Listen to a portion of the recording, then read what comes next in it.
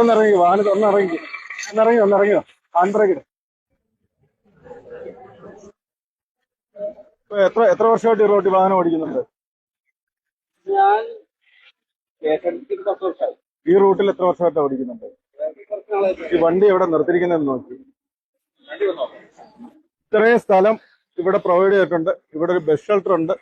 സ്ഥിരം പ്രവണതയാണ് നിങ്ങളുടെ. സ്ഥിരമായിട്ട് റോഡിന് അടുക്ക്. ബാക്കിയുള്ള വാഹനങ്ങളെല്ലാം ബുദ്ധിമുട്ടുകയാണ് ഇങ്ങോട്ട് കടന്നു വരാനായിട്ട്. ഇത്രയും സ്ഥലമില്ല, എന്താ ഇങ്ങോട്ട് ഒതുക്കാനുള്ള ബുദ്ധിമുട്ടെന്താ? താല്പര്യമില്ല? പിന്നെന്താ ഇത്രയും സ്ഥലം ഇവിടെ കിടന്നിട്ട് എന്തുകൊണ്ടാണ് ഇങ്ങോട്ട് ഒതുക്കാത്തത്? നോക്കി, നിങ്ങളുടെ വാഹനം ഇവിടെ ഒതുങ്ങി കിടക്കാനുള്ള സ്ഥലം ഉണ്ടല്ലോ, പിന്നെന്താ ഒതുക്കാത്ത? എന്താ അപ്പൊ നിങ്ങളുടെ ഒരു കീഴ്വഴക്കമായത്, അതാണ് പ്രശ്നം.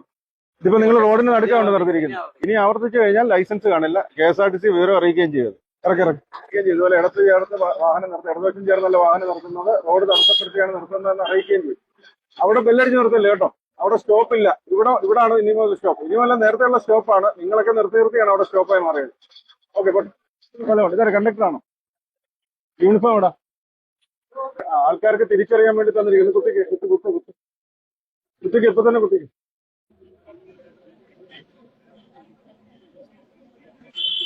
ഇപ്പോഴാണ് ഇത് പ്രശാന്തനാണെന്നും ഈ വാഹനത്തിന്റെ കണ്ടക്ടറാണെന്നും ആൾക്കാർക്ക് മനസ്സിലാവുള്ളൂ. ശരി.